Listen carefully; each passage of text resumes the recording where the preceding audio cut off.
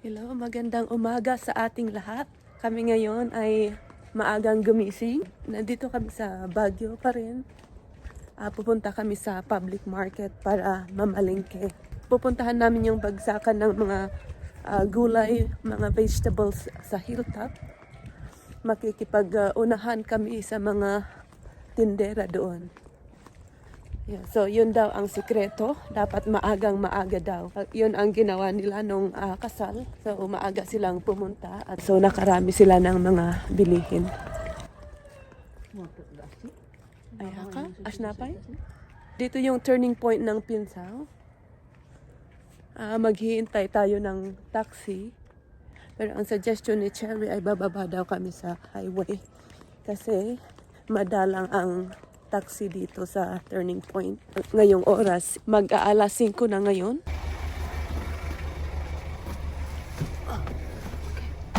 Hello, good morning.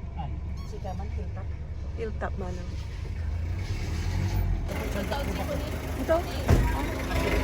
4:20 na kami nakarating.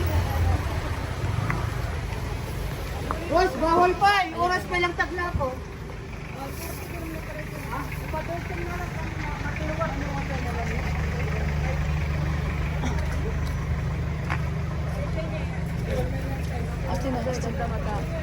Katpe ka no? 550. 550 na siyang? Isa siyang ay piraso? Isang ay sulupin. Oh, okay. 550 daw yung isang bag. Ilang piraso?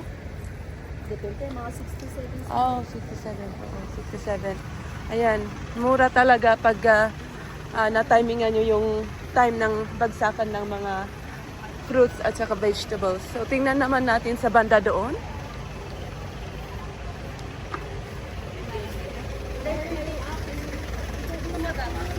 Ayan, mga kamatis, lakatan.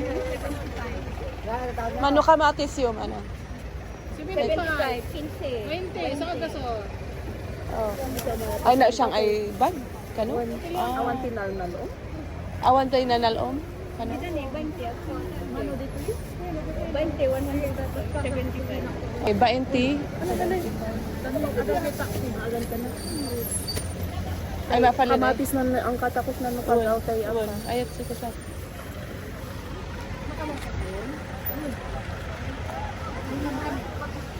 Ayan mga mura. Para pala siyang palengke.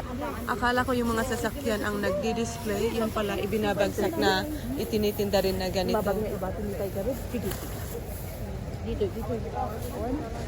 Kami ba ground? Ayan. So 100 lang yung isang bag ng kamatis. Malaki pala ang bawas. Mas bababa talaga ang presyo pag uunahan nyo yung mga public vendors na bibili direct mismo sa mga sellers. Ano may isang silupin nyo? Yeah. Hindi ko alam kung sila mismo ang farmers or mga resellers din. Tanungin natin sila. Ano? Ayan, mga saging, agribuyas. Direct kayo, Manong? Dati sobra. Sobra mga. Alam na si Chad sa Chakerman? Ay, hindi ako. Hindi po yan. 80. Hello.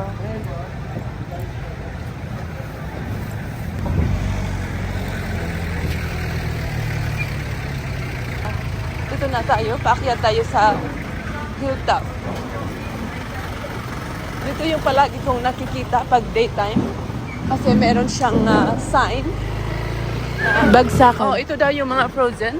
Makikita nyo naman na tambak-tambak ang mga basket. Sa top nito ay mga ice cubes. Tingnan naman natin dito sa taas pa.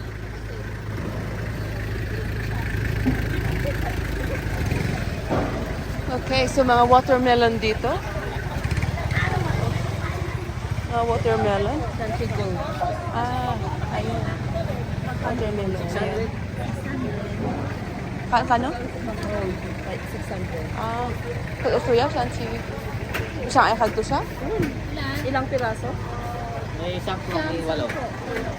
Walang pirata. Magkano? 600. 600. Hindi mo siya basta rin ako masaan. Kanchi red na kancha. Ang ano lasan? Orange. Ano lasan niya? Mas nagawin sa mga. Kanchi red.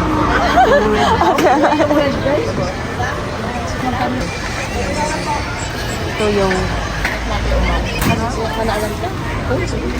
Ay, at siya mapalunan ang kamix. Ay, Or walang pa mix. ito siya. Walang mix.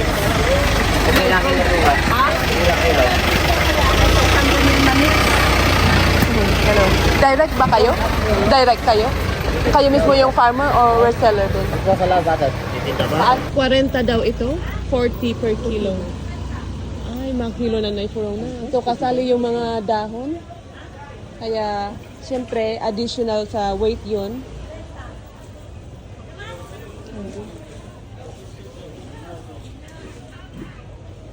Kanigpay na naber asakit. Basa pa, medyo basa. Ayan.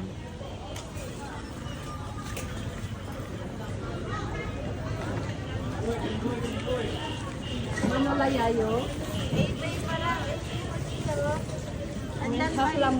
Okay. Luya, magkano? Hindi, half kilo. Half kilo nga.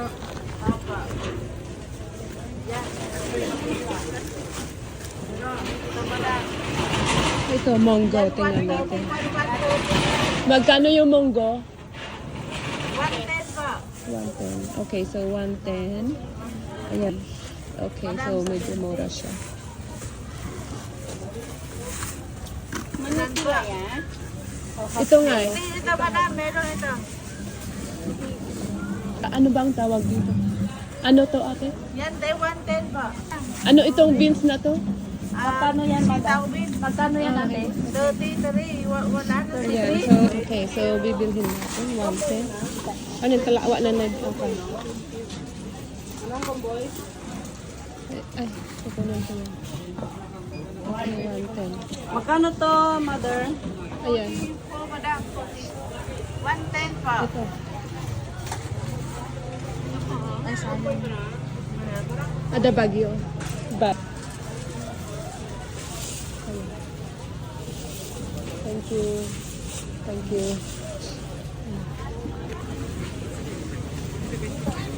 Saan na yan?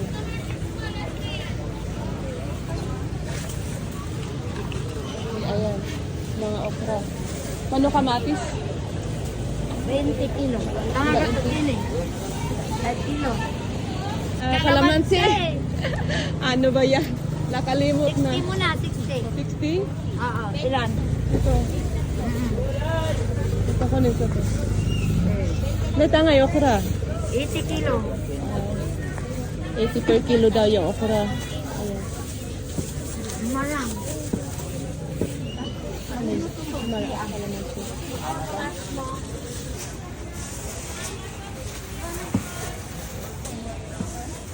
Thank you, ganda. Sinasya niya. Ano yung ayaw tayo pandesal si Sam?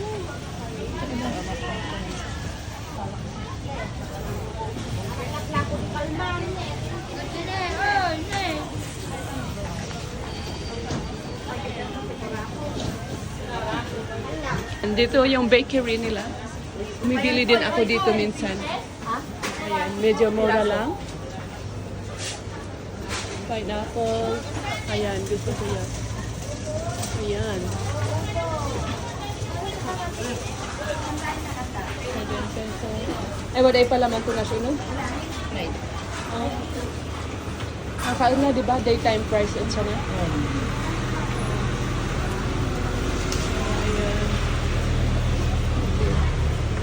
Ayan, 8 pesos per piece. Choco German, choco flour, 8 pesos per piece lang. Spanish original, 7 pesos. Ayan, ubos na yung cheese, strosel, peanut rolls. Manaalan tayo. Kaya sila, gold na lang sayang. Ay, Ay, sadya. kanjan. Good morning. Sige, kayangan mo na ang kasi layan. Alis ang panalig na ang kana, slice na, may slice. Masigan mo na. Ayan lang. Ayan. Uy, ayan.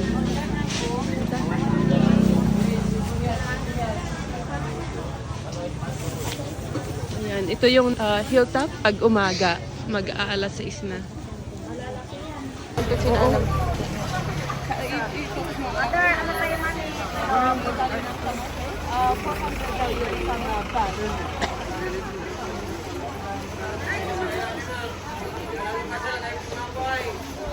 Walang sira.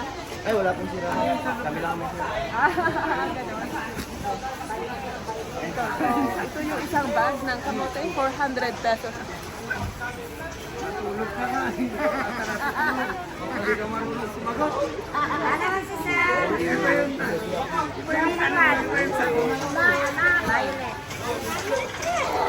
Thank you. Ilang kilo yung ano? 10 kilos daw ito. 10 kilos.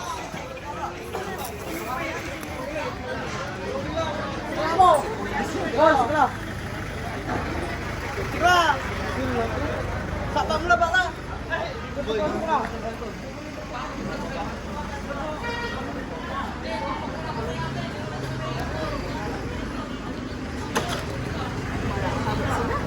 Ayos, umarakap sila?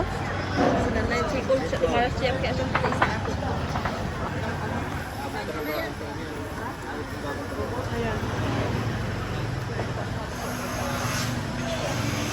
Ang kilo daw yung sa kalabasa. Ito. Ito. Maganda. Kasi kilo.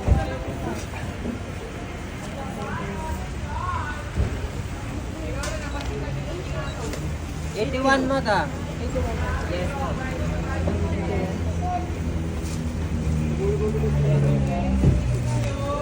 Okay, 81 pesos lang. Saka, talong. Yung tanong magkano? 60 mo na. 60. Yung 60, isang kilo. Parang maano siya. Ilang kilo? Yung 60, isang Pili ka lang. May dito. Walang 60, isang kilo daw. Sige. Ayan. 60, isang kilo. Direct seller kayo, kuya? Opo. Oh, ayan, direct seller daw si kuya.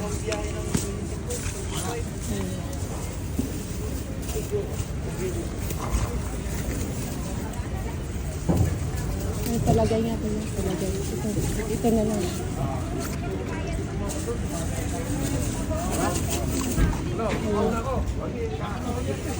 May 1 kilo lang. Sobra na. Oh, kasi Lahat sa na? titingnan ko. Ito na lahat. Oo. Ito na lahat.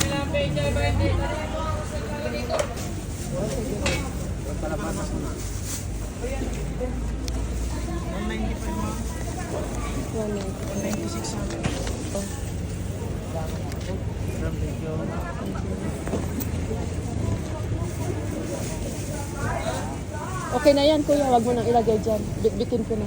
Pipitin mo? Oo. Kasi naman.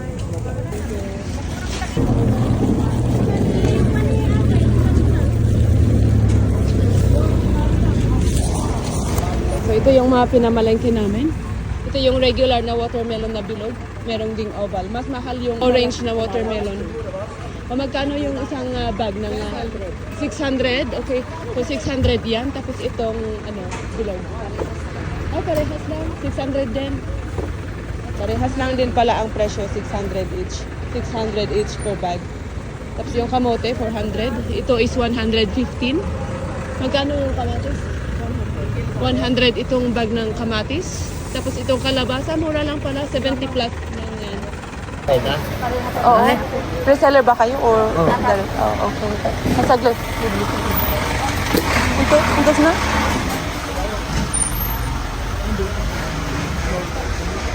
Ayan, mga reseller daw din sila. So, hindi sila mismo yung direct na farmers. Ay, walang ganun na ano, yung 600. Na ano ate? Na hindi ang gusto ko. Mix sana. Red sana. Ay, wala. Wala, per piece na ang gagawin sa'yo, di ba? Ayan, so hindi pwede daw ang per piece. Kikiluhan ko ay rito. Ha? Kikiluhan. Parehas nung isang cellophane. Hindi. Patay. Ayan. Kikiluhin daw, so hindi pwede. Kailangan bilhin mo daw yung isang bag, otherwise hindi ka makakamura. Pag bibilhin mo siya ng per piece, ay the same ang presyo niya sa daytime na presyo. Ayan, meron din tayong mga mais. Mostly na makikita yung mga prutas dito ay mga melon. Honeydew melon. At so, meron din silang mga grapes dito. Mga imports ata yung mga grapes na yan. Okay. Masarap din ito. Ito. 60 kilo.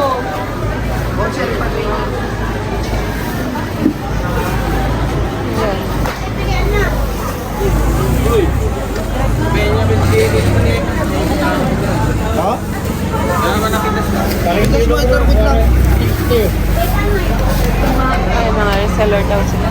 190. 190 yung tatlong yun. So, tingnan naman natin sa atin. 120. Igamit malakas siya? Kaya awing yan siya? Pang puto.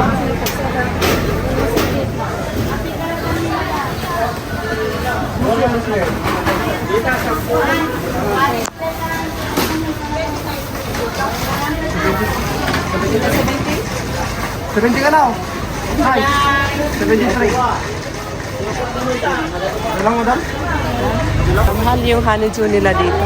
73.50 yung isang maliit. Ano na yun? Wholesale price na ba yun or yung per piece na ano? Per piece price na yun. Yun yung presyo nila sa daytime. Yung honeydew melon namin sa UK, mas mababa. Kung minsan, naalala ko, kung minsan makakabili ka ng dalawang honeydew melon for 70 pesos. That's equivalent to 1 pound.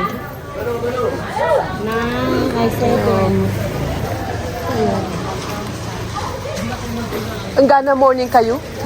Until morning. Ang gana alas 6. Nandan yun. Okay.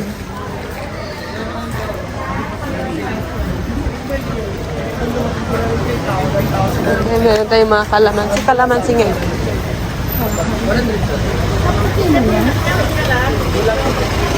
Ayan, mga dressed chicken naman dito. Dressed chicken. Ayan. 81 half kilo.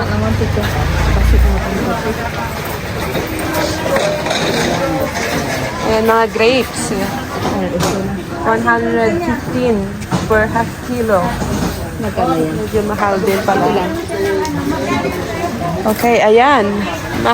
May kamahalan ang grapes. Yeah, hindi ko mapigilang mag-compare. Sa London kasi, yung isang malaking bowl ng grapes na mabibili mo sa mga fruit shop ay 70 pesos. So, parang isang bundle na ganito is 70 pesos siya. Doon sa parang isang buong ganito sa UK sa mga fruit shops ay 70 pesos. So mas mura doon. Kasi nga naman yun ay imports din from Europe. Mga paninda, maraming mga suppliers. Kaya medyo bagsak presyo palagi. Pero of course pag bibilhin mo siya sa mga shopping centers ay may kamahalan din. Ayan, mga grapes 30 pesos. 35 yung green. Okay, ayan. Meron silang persimmon dito, 45 each. Okay, 45 each. Sa UK, 3 for 70 pesos.